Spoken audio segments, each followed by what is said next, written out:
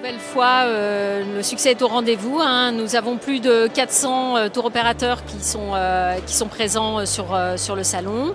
10 400 rendez-vous d'affaires.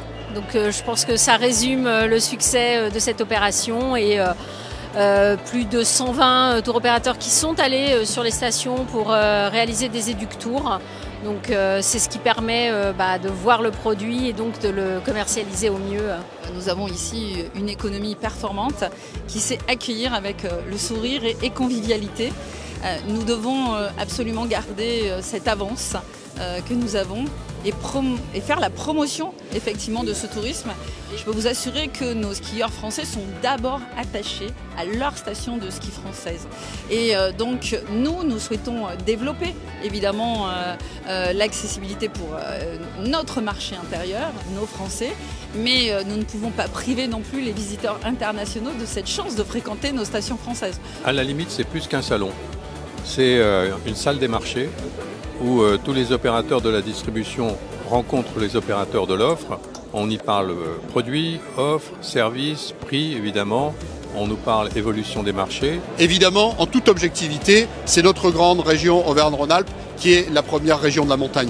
170 stations, on génère un chiffre d'activité qui est très important. Le tourisme en Auvergne-Rhône-Alpes, c'est plus de 20 milliards par an, plus de 10 milliards sur notre montagne, avec aujourd'hui cette montagne qu'on appréhende à la fois sur la saison d'hiver, bien évidemment, et sur la saison d'été. On est capable de s'adapter à n'importe quelle situation, notamment que si on a des demandes pour les enfants, pour les juniors, pour les adultes et pour toutes les pratiques. Donc on est là aussi pour faire voir qu'on est capable dans n'importe quelle station d'apporter une solution à la demande de la clientèle. Ce qui est important, c'est que nos adhérents puissent être mis en relation avec, et les territoires de montagne, avec l'ensemble des acteurs qui vont porter la commercialisation et la vente de nos produits.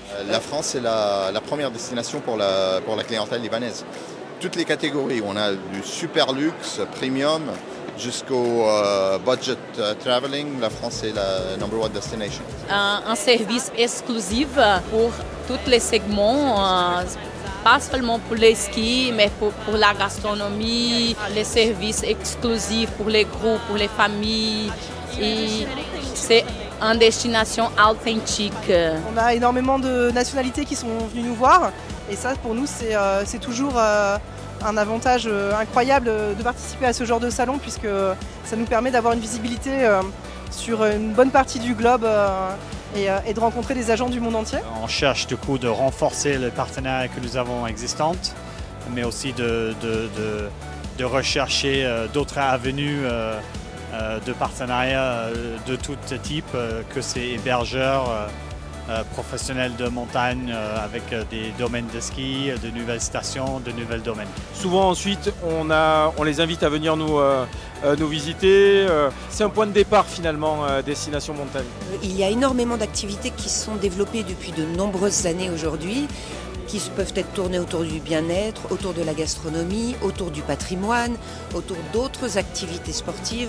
Donc il y a vraiment un choix multiple qui est très important et qui permet de satisfaire les petits skieurs, les grands skieurs, les non-skieurs, les petits comme les grands. L'économie des territoires de montagne repose aujourd'hui sur cette fréquentation hivernale et en grande partie maintenant la modification, l'adaptation au modèle et l'été qui prend de plus en plus d'ampleur. C'est-à-dire qu'on peut aujourd'hui imaginer du tourisme décarboné, du tourisme qui soit adapté à chacun des territoires, qui n'est pas forcément celui des grandes foules et des grandes stations, mais qui est celui aussi des plus petites stations, plus en lien avec ce qu'est notre territoire aujourd'hui. On a aussi sur notre territoire la particularité d'avoir le plus gros bassin urbain par rapport à un lieu de montagne. Donc en gros, on est nos propres touristes en un.